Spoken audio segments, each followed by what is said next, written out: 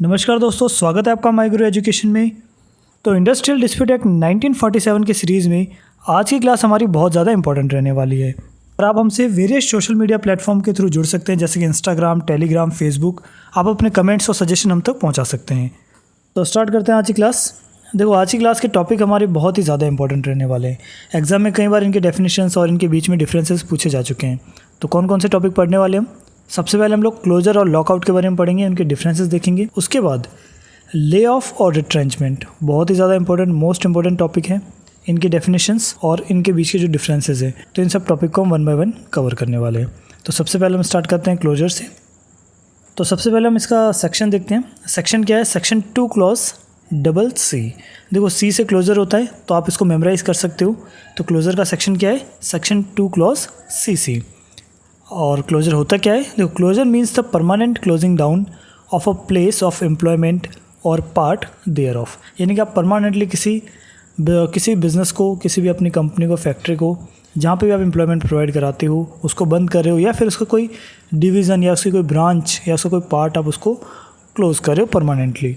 अगर परमानेंटली नहीं है तो लॉकआउट होगा, बट अगर परमानेंटली है तो क्लोजर होगा। वैसे उस तरफ देखते हैं लॉकआउट में।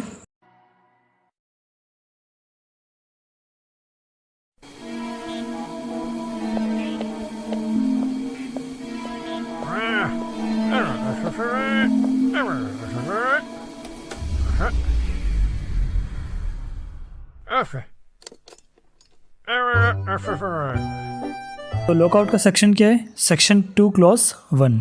इंपॉर्टेंट सेक्शन है, आपको याद रखना है इसको। सेक्शन 2 क्लॉज 1 है। और लॉकआउट क्या होता है? Lockout means the temporary closing of a place of employment. तो जस्ट अपोजिट होता है क्लोजर का। लॉकआउट में हम टेम्परेरी क्लोज करते हैं प्लेस ऑफ बिजनेस को, या फिर जहाँ पे हम एम्प्लॉयमेंट प्रोवाइड करा रहे हैं। उसके बाद देखते हैं क्लोजर में। Closure is not a weapon in the hands of employer, it equally effect on both the employer and employees. तो एम्प्लॉयर और एम्प्लॉय दोनों को इफेक्ट करता है, दोनों का लॉस होता है। कोई इसमें एम्प्लॉयर एम्प्लॉय को परेशान करने के लिए नहीं करता क्लोजर। बट लॉकआउट में क्या होता है? It is a weapon in the hands of employer against his employees, he uses it as a threat. तो ये किसके हाथ में वेपन है? एम्प्लॉयर के हाथ में वेपन है। और टेम्प्रेरी प्लेस ऑफ बिजनेस को या फिर एम्प्लॉयमेंट का जो प्लेस है उसको शट डाउन कर सकता है टेम्प्रेरी, एम्प्लॉयज़ को पेनिट्रेट करने के लिए, उनको परेशान करने के लिए, उनको सबक सिखाने के लिए। ठीक है, तो इन दोनों में ये डिफरेंस है। तो फिर नेक्स्ट पॉइंट भी चलते हैं। तो क्लोजर का 4th पॉइंट देखते हैं। But a bona fide closure can never be illegal. तो अगर आप बोनाफाइड मैनर में कर रहे हो, यानी कि आपके जो रीज़न है वैलिड रीज़न है, कोई भी आप इंटेंशनली फ्रॉड करने के लिए नहीं कर रहे हो अपनी कंपनी को बंद, ठीक है, तो उस केस में आपने जो क्लोजर करा वो इलीगल नहीं माना जाएगा। वैसे लॉकआउट भी देखते हैं। लॉकआउट में क्या है? अगर आपने जो क्लोजर करा है, अगर आपके रीज़न वैलिड है, आप बोनाफाइड मैनर में कर रहे हो, फिर भी इलीगल माना जाएगा अगर आपने सेक्शन 24 के प्रोविज़न को वॉयलेट करा। तो सेक्शन 24 क्या है, इसको हम आगे डिटेल में पढ़ेंगे, क्योंकि आगे बहुत सारे हमारे टॉपिक आने वाले, जैसे स्ट्राइक्स, टाइप ऑफ स्ट्राइक की क्या कंडीशंस हैं। वैसे ही सेक्शन 24 में कुछ कंडीशंस बताई गई है। अगर आप उनको फॉलो नहीं करते हो और लॉकआउट कर देते हो, चाहे आपके रीज़न वैलिड रहे हो, तो भी वो लॉकआउट इलीगल माना जाएगा। ठीक है, तो बोनाफाइड से कोई मतलब नहीं है लॉकआउट में। लॉकआउट में किससे मतलब है? सेक्शन 24 को वायलेट नहीं होना चाहिए। तो नेक्स्ट पॉइंट देखते हैं। Closure signify the final and irrevocable termination of the business itself. तो क्लोजर में क्या होता है? ये फाइनल डिसीजन होता है, इसको आप रिवर्स नहीं कर सकते इस डिसीजन को। बट लॉकआउट क्या है? टेम्परेरी है। तो लॉकआउट में टेम्परेरी में क्या होता है? आपका बिजनेस क्लोज नहीं हो रहा, सिर्फ आपका क्या हो रहा है? प्लेस ऑफ बिजनेस क्लोज कर रहे हो आप कुछ टाइम के लिए। तो प्लेस ऑफ बिजनेस और बिजनेस में फ़र्क है, ठीक है। बट ध्यान रखना, वो क्लोजर में क्या हो रहा है? आपका बिजनेस ही क्लोज हो रहा है, ठीक है। प्लेस ऑफ बिजनेस की तो बात कर ही नहीं रहे, वो तो क्लोज अपने आप हो जाएगा जब आपका बिजनेस धंधा पानी बंद हो जाएगा। तो जहाँ आप काम करते हो जगह तो ऑटोमेटिक बंद हो जाएगी। बट लॉकआउट में क्या हो रहा है कि लॉकआउट में आपका बिजनेस तो चलता रहेगा, आप कंटिन्यू करोगे इसको, बट कुछ टाइम के लिए आप अपना प्लेस ऑफ बिजनेस को बंद कर रहे हो, शट डाउन कर रहे हो। तो 6 पॉइंट पे चलते हैं। In the closure the relationship between the employer and employee comes to end. यानी कि हमेशा के लिए वो एम्प्लॉयर और एम्प्लॉय नहीं रहेंगे, अब हमेशा के लिए उनका रिलेशनशिप खत्म हो गया, क्योंकि वो बिजनेस परमानेंटली बंद हो रहा है। बट लॉकआउट में जस्ट इसका अपोजिट होगा। इसमें टेम्परेरी टर्म्स के लिए, टेम्परेरी टाइम के लिए बिजनेस क्लोज हो रहा है, तो एम्प्लॉयर और एम्प्लॉय का रिलेशनशिप मेंटेन रहेगा। नेक्स्ट पॉइंट देखते हैं। The cause for the closure of industry are permanent और lasting and can not be cured. यानी कि कह रहे क्लोजर वो क्या लास्ट सॉल्यूशन है, यानी कहते हैं ताबूत की आखिरी कील है क्लोजर। इसके बाद वो इंडस्ट्री सर्वाइव नहीं कर पाएगी, ख़त्म, हमेशा के लिए ख़त्म हो रही कंपनी या फिर कोई वो इंडस्ट्री है, ठीक है। तो इसका जब कोई सोल्यूशन नहीं निकलता तब लास्ट ऑप्शन क्या बचता है आपके पास कि बिज़नेस को ख़त्म करो, क्लोज कर दो। वैसे ही वहाँ पे लॉकआउट में जस्ट इसका अपोजिट होगा। लॉकआउट क्या होगा, टेम्परेरी तौर पे कुछ आपकी प्रॉब्लम्स, कुछ रीजंस है, कुछ कॉजेज़ की वजह से आप कुछ टाइम के लिए अपनी कंपनी या इंडस्ट्री को बंद कर रहे हो। तो 8 पॉइंट देखते हैं। Generally the cause of closure is economical, poor quality of maintenance, poor management, non availability of raw material and government policies. देखो क्लोजर के क्या क्या रीजंस हो सकते हैं। एक तो सबसे मेन रीज़न इकोनॉमिकल रीज़न है, यानी कि आपकी कंपनी प्रॉफिट अर्न नहीं कर पा रही है, लॉस अर्निंग कंपनी है आपकी, तो ऑटोमेटिक कोई बिज़नेस कब तक लॉस को झेल सकता है, कभी ना कभी तो बंद हो गई। और आपका जो मेंटेनेंस है वो पुअर है, ठीक है, जैसे किंगफिशर एयरलाइंस। और उसके बाद poor management, non availability of raw material, आपकी कंपनी का टॉप लेवल ऐसे डिसीजन मेकिंग नहीं कर पा रहा जो बिज़नेस के लॉन्ग टर्म सक्सेस के लिए ज़रूरी है। और आपके पास रॉ मटेरियल की कमी है बहुत ज़्यादा, या फिर गवर्नमेंट पॉलिसीज़ में चेंज आ गया। अच्छा, गवर्नमेंट पॉलिसीज़ में चेंज मतलब जैसे कि मान लो प्लास्टिक, कोई कंपनी है जो प्लास्टिक पॉलीथीन बैग्स बनाती थी, गवर्नमेंट ने पॉलीथीन बैग्स पे बैन लगा दिया, तो वैसी इंडस्ट्री ऑटोमेटिकली क्लोज डाउन हो जाएंगी, तो हमेशा के लिए क्लोज हो जाएंगी वो। और वैसे ही लॉकआउट देखते हैं, लॉकआउट में जस्ट इसका अपोजिट होगा। Generally the causes of lockout arising from political disturbances with trade union leaders, rigid policies of the state and particularly the economic factor too. Lockout के हम जनरल रीजंस क्या देख सकते हैं। देखो लॉकआउट क्या टेम्परेरी होता है, तो टेम्परेरी रीजंस क्या हो सकता है, पॉलिटिकल यानी कि राजनीतिक उसके कुछ कारण हो सकते हैं, या फिर ट्रेड यूनियन के साथ, जो ट्रेड यूनियन के लीडर्स हैं उनके साथ डिस्प्यूट चल रहा है, कोई डिस्टर्बेंस चल रहा है, या फिर गवर्नमेंट की कुछ कठोर पॉलिसियाँ, कठिन पॉलिसी, अगर रिजिड पॉलिसीज़ आ गई तो उसके कारण भी कुछ टाइम के लिए आपकी कंपनी में लॉकआउट लग सकता है, या फिर कुछ इकोनॉमिक फैक्टर भी हो सकते हैं। तो उसके बाद चलते हैं नेक्स्ट पॉइंट पे। देखो closure can not be turn into a lockout. Closure क्या एक अंतिम रास्ता है, अंतिम मंजिल है, इसके बाद कंपनी का कुछ नहीं होने वाला, फैक्ट्री का कुछ भी नहीं होने वाला, ठीक है। तो क्लोजर के बाद लॉकआउट नहीं हो सकता, बट लॉकआउट के बाद क्लोजर हो सकता है। अगर लॉकआउट लंबे समय तक चल रहा है, कोई सोल्यूशन नहीं निकल रहा, तो उस केस में परमानेंटली कंपनी क्लोज हो सकती है। और फिर लास्ट पॉइंट देखते हैं, closure of a industry is a last resort, वही आखिरी मंजिल है ये, it may due to economic reasons. But वैसे लॉकआउट में देखते हैं, generally lockout is declared as answer to a strike. देखो ये ध्यान रखना, आपको बहुत ही इंपॉर्टेंट बात बोली इन्होंने। देखो यहाँ पे क्या बोला गया कि लॉकआउट एक तरह क्या वेपन के तौर पर आप यूज़ कर सकते हो अगर कंपनी में स्ट्राइक हो गई। स्ट्राइक कौन करेगा, कंपनी के एम्प्लॉय करेंगे, ट्रेड यूनियन करेंगे, अगर वो खुश नहीं कंपनी के एम्प्लॉयर से, तो जब भी वो स्ट्राइक करेंगे तो उनको सबक सिखाने के लिए, या फिर बोल सकते हैं उनको जवाब देने के लिए, कंपनी के जो मालिक है वो क्या कर सकते हैं, लॉकआउट, ठीक है। तो फिर आई होप आपको क्लोजर और लॉकआउट का डिफरेंस अच्छे से समझ आ गया होगा। तो नेक्स्ट अपने टॉपिक पे चलते हैं। अपना नेक्स्ट टॉपिक है ले ऑफ, बहुत ही ज़्यादा इंपॉर्टेंट टॉपिक है। तो सबसे पहले डेफिनेशन देख लेते हैं ले ऑफ की।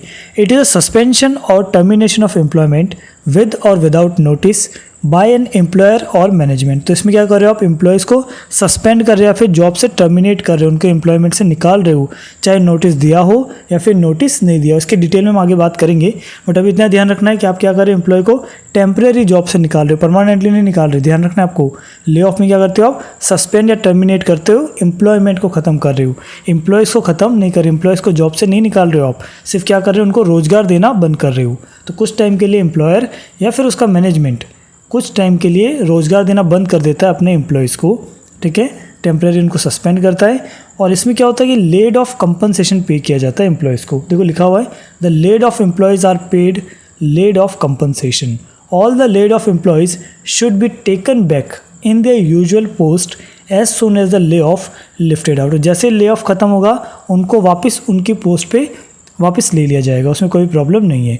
अच्छा, तो ये ले ऑफ होता क्यों है, इसके मेन रीज़न देखो क्या है, shortage of raw material. Company में रॉ मटेरियल की कमी हो गई, तो ये कोई जानबूझ के एम्प्लॉयर तो करेगा नहीं, ठीक है। तो ये क्या नेचुरल रीजंस है, या फिर इकोनॉमिक रिसेशन आ गया, इकोनॉमी में मंदी आ गई, आपकी जो कंपनी की मशीनरी है, ब्रेक डाउन ऑफ मशीनरी, ठीक है। और लास्ट हमारा एक्यूमुलेशन ऑफ स्टॉक। तो ये सब मेन क्या नेचुरल रीजंस है, ये एम्प्लॉयर के हाथ से बाहर, मतलब उसके कंट्रोल से बाहर के रीजंस है, ठीक है। तो ऐसे रीजंस के कारण ले ऑफ हो सकता है। तो फिर आपको कन्फ्यूजन तो नहीं हो रही ना, लॉकआउट और ले ऑफ में क्या डिफरेंस है। तो रिट्रेंचमेंट पढ़ने से पहले फटाफट से एक बार ले ऑफ और लॉकआउट का डिफरेंस देख लेते हैं, क्योंकि दोनों टर्म एक जैसे हैं। इससे पहले हमने लॉकआउट पढ़ा था, अभी ले ऑफ पढ़ा, तो फटाफट से डिफरेंस देख लेते हैं। देखो लॉकआउट क्या है, देखो लॉकआउट क्या एक तरह की सिचुएशन है, और ये सिचुएशन तभी अराइज होगी कंपनी में जब कंपनी के अंदर स्ट्राइक होगी। और स्ट्राइक करेगा कौन? कंपनी के ट्रेड यूनियन या फिर कंपनी के एम्प्लॉयज़ मिलके स्ट्राइक करेंगे कंपनी के मैनेजमेंट के खिलाफ या एम्प्लॉयर के खिलाफ। तो एम्प्लॉयर उनको जवाब देने के लिए कंपनी पे कुछ टाइम के लिए ताला लगा देता है, तो उस ताले को हम कहते हैं लॉकआउट। तो लॉकआउट क्या एक तरह का बदला है, ठीक है, यानी एक तरह का वेपन एम्प्लॉयर के हाथ में कि एम्प्लॉयज़ से वो अपनी बात मनवा सके, ट्रेड यूनियन से स्ट्राइक खत्म करवा सके। बट ले ऑफ में ऐसा कुछ भी नहीं है। ले ऑफ क्या एक टेम्परेरी सिचुएशन जहाँ पर employer fails to give employment, यानी वो चाहता है एम्प्लॉयमेंट देना बट नहीं दे पा रहा, कुछ नेचुरल कारण है। और ये नेचुरल कारण कौन से हमने पीछे पढ़े थे? शॉर्टेज ऑफ रॉ मटेरियल की कमी हो गई, या फिर वो एक्यूमुलेशन ऑफ स्टॉक पहले इकट्ठा करना चाह रहे हैं, ठीक है, या फिर इकोनॉमी में मंदी आ गई, रिसेशन आ गया, तो उसमें तो एम्प्लॉयर की कोई गलती नहीं है, या फिर कंपनी की मशीनरी में ब्रेकडाउन हो गया। तो ये सब ऐसे नेचुरल कॉजेज़ है जिसके कारण कंपनी का एम्प्लॉयर फेल हो रहा है एम्प्लॉयमेंट, रोज़गार देने में फेल हो रहा है अपने वर्कर को, ठीक है। और उसकी क्योंकि देखो इसमें ना उसके रिसोर्सेज की कमी है, कई बार रिसोर्स कम पड़ जाते हैं, लैक ऑफ रिसोर्सेज, तो उसमें उसकी कोई गलती नहीं है। तो यहाँ पे कुछ कंडीशंस दी गई है जहाँ पे हमें ले ऑफ में ध्यान रखना है ये सब चीज़ें। देखो यहाँ पे कुछ कंडीशंस लिखी है ले ऑफ के लिए, ऑलरेडी हम कुछ तो इसमें से पढ़ चुके हैं, पर एक फटाफट से इसको रीड आउट कर लेते हैं। There has to be failure, refusal or inability of employer. तो एम्प्लॉयर इनेबल है, वो फेल हो रहा है रोज़गार देने में, ठीक है, क्योंकि उसके कुछ नेचुरल कॉजेज़ है। और कॉजेज़ क्या क्या है देखो यहाँ पे लिखा हुआ है, shortage of coal, power, raw material or accumulation stock or breakdown of machinery or natural calamity or any other unconnected reasons. तो ये सब रीज़न हो सकता है जिसकी वजह से वो रोज़गार देने में फेल हो रहा है।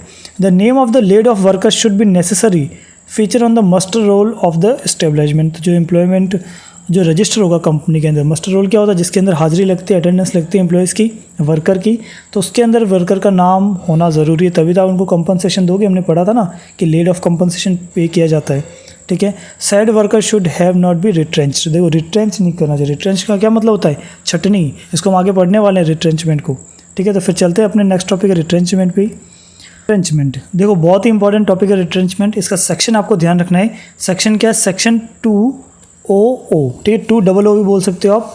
तो बहुत ही ज़्यादा इंपॉर्टेंट टॉपिक है रिट्रेंचमेंट। तो रिट्रेंचमेंट होता क्या है? देखो retrenchment means the termination by the employer of the service of a workman for any reason whatever other than measure of punishment by way of a disciplinary action but it does not include। तो retrenchment का मतलब क्या होता है? Retrenchment में क्या होता है? कंपनी के जो एम्प्लॉयर है वो अपने एम्प्लॉयज़ को जॉब से टर्मिनेट कर रहे हैं, जॉब से निकाल रहे हैं। उसका रीज़न कोई भी हो सकता है, बट ये रीज़न नहीं हो सकता। कौन सा रीज़न नहीं हो सकता? आपने अपने एम्प्लॉय के खिलाफ डिसिप्लिनरी एक्शन लिया है, उसको पनिश करने के लिए जॉब से निकाला है। अगर आपने उसको पनिश करने के लिए जॉब से निकाला है तो वो रिट्रेंचमेंट नहीं कहलाएगा, ठीक है। तो ये ध्यान रखना आपको इंपॉर्टेंट बात है। यानी डिसिप्लिनरी एक्शन मतलब अनुशासन की कमी थी उसमें, या फिर कुछ उसने रूल्स या रेगुलेशन तोड़े कंपनी की, तो उसके लिए आप उसको पनिश करने के लिए जॉब से निकाल रहे हो, तो वो रिट्रेंचमेंट नहीं माना जाएगा। और रिट्रेंचमेंट में कौन कौन सी बातें इंक्लूड नहीं होती? वॉलंटरी रिटायरमेंट ऑफ वर्कमैन, अपनी मर्ज़ी से वो रिटायर हो रहे हैं वर्कमैन, तो वो रिट्रेंचमेंट नहीं कहलाएगा। Second, retirement on reaching the age of superannuation, यानी कि जो कंपनी के एम्प्लॉय वो सुपर एनुएशन की एज में पहुंच गए। तो आपको पता ही होगा सुपर एनुएशन मतलब, सुपर एनुएशन सिंपल भाषा में बोलो तो आराम करने के दिन, यानी 60 साल से ऊपर की एज हो जाती है, उसे कहते हैं हम सुपर एनुएशन। तो कंपनी के अंदर कोई भी एम्प्लॉय 60 ईयर से ज़्यादा का नहीं होना चाहिए, उसको 60 ईयर का होते होते रिटायर हो जाना चाहिए, तो उसे हम बोलते हैं सुपर एनुएशन, यानी आराम करने के दिन है, ठीक है। और बुढ़ापा मतलब है ना। उसके बाद आता है termination of service on continued ill health, और कंपनी के एम्प्लॉयज़ को वो रेगुलरली बीमार है, कंटिन्यूसली बीमार है काफ़ी टाइम से, तो उसके लिए उसको जॉब से निकाला गया, उसकी जॉब को ख़त्म किया गया हो, तो उसको रिट्रेंचमेंट नहीं बोलेंगे। तो ये 3 चीज़ आपको ध्यान रखना है। फटाफट से कौन कौन सी? सबसे पहली बात तो आपको ध्यान रखना, रिट्रेंचमेंट क्या होता है? एम्प्लॉयर अपने एम्प्लॉय को या वर्कमैन को जॉब से निकालता है, बट उसका रीज़न डिसिप्लिनरी एक्शन के लिए उसको पनिश कर रहे हैं, ये रीज़न नहीं होना चाहिए, ठीक है। आप पनिशमेंट के तौर पे उसको नहीं निकाल रहे हो। और 3 चीज़ें और इंक्लूड नहीं होती। कौन कौन सी? वो वॉलंटरी रिटायरमेंट ले रहा है तो उसको रिट्रेंचमेंट नहीं बोला जाएगा। सुपर एनुएशन की एज हो गई है, 60+ हो गई वो, तो उस केस में उनको रिटायरमेंट लेना पड़ेगा, तो वो भी रिट्रेंचमेंट नहीं कहलाएगा। और थर्ड, वो कंटिन्यूस इल हेल्थ, उनकी रेगुलर तबीयत ख़राब रहती है, तो इसलिए उनको जॉब से निकाला गया, तो उसको भी रिट्रेंचमेंट नहीं माना जाएगा। तो फटाफट से अब नेक्स्ट इंपॉर्टेंट टॉपिक को देख लेते हैं, वो है हमारा ले ऑफ और रिट्रेंचमेंट के अंदर डिफरेंस। अपना नेक्स्ट डिफरेंस ले ऑफ और रिट्रेंचमेंट एग्ज़ाम के पर्पज़ से बहुत ज़्यादा इंपॉर्टेंट है, कई बार पूछा जा चुका है और इनके सेक्शन भी काफ़ी इंपॉर्टेंट है। अगर आप इनको याद कर सको तो फिंगर टिप से याद कर लो, जैसे lockout, lay off, retrenchment, strike, ठीक है। इनके सेक्शन तो आपको याद होने ही चाहिए और इनको याद करने में कोई ज़्यादा टफ नहीं है। देखो सेक्शन कितने ईजी है इसके, सेक्शन 2 क्लॉज ट्रिपल के। ले ऑफ का सेक्शन क्या है, सेक्शन 2 क्लॉज ट्रिपल के। वैसे रिट्रेंचमेंट का क्या है, सेक्शन 2 क्लॉज डबल ओ। फिर नेक्स्ट देखते हैं, देखो ले ऑफ क्या है, टेम्परेरी है, हमें पता है नेचुरल कॉजेज़ की वजह से होता है, कुछ टाइम के लिए एम्प्लॉयर फेल हो जाता है अपने एम्प्लॉय को रोजगार प्रोवाइड कराने। वैसे ही रिट्रेंचमेंट जस्ट इसका अपोजिट है, वो क्या परमानेंट है, बट लॉ ने कभी ये नहीं बोला कि आपने एक बार जिसको जॉब से निकाल दिया उसको वापस नहीं रख सकते, ऐसा कहीं भी लॉ में नहीं लिखा हुआ। आप चाहो तो उस पर्सन को वापस जॉब पे रख सकते हो। वैसे थर्ड डिफरेंस देखते हैं, in lay off the employer is compelled to refuse employment under certain circumstances, example shortage of raw material, power, finance, which arise temporarily in the industry।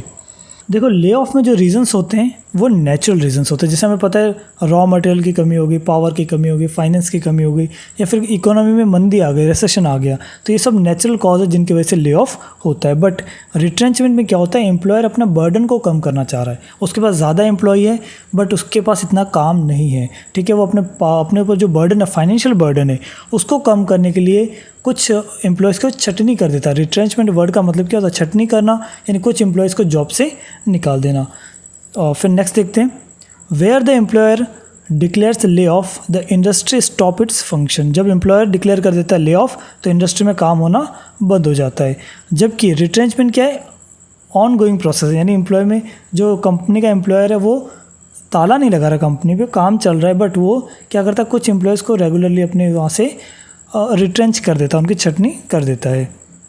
देखो ले ऑफ में कोई भी ऐसी कंडीशन नहीं है कि जो पहले आया वो पहले जाएगा या फिर जो बाद में आया वो बाद में जाएगा, यानी कि ऐसा कुछ भी नहीं है कि जो एम्प्लॉय पहले से काम कर रहा है उसको जॉब से नहीं निकालेंगे, जो नया आया उसको जॉब से निकालेंगे, ऐसा कुछ भी नहीं। कोई भी पहले से कोई कंडीशन फिक्स नहीं होती है। बट रिट्रेंचमेंट में कंडीशन फिक्स होती है कि जो लास्ट कम फर्स्ट गोज, यानी जो भी बंदा नया है कंपनी के अंदर, जिसको एक्सपीरियंस कम है, उसको आप पहले कंपनी से बाहर निकालोगे।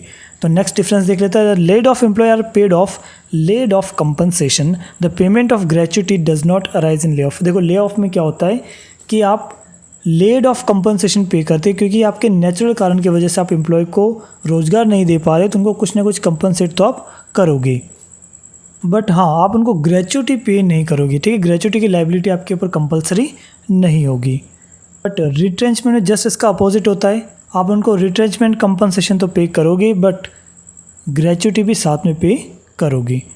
और हमें पता है ले ऑफ में जैसे ले ऑफ ख़त्म, लेड ऑफ ख़त्म होता है, वैसे ही सारे एम्प्लॉयज़ को एज़ इट इज़, जैसे वो पहले जिस पोस्ट पे थे उस पोस्ट पे उनको वापस ले लिया जाता है। बट रिट्रेंचमेंट में क्या होता है, रिट्रेंचमेंट में कुछ सिचुएशन में, बहुत ही कुछ सर्टेन सिचुएशन में क्या होता है कि वापस जॉब पे रख लिया जाता है, ठीक है। बट ये मैंडेटरी नहीं है, उनके ऊपर ज़रूरी नहीं है कि आपने जिस वर्कर को निकाल दिया उसको वापस आप जॉब पे रखोगे। तो आई होप आपको ले ऑफ और रिट्रेंचमेंट का डिफरेंस काफ़ी अच्छे से समझ आ गया होगा।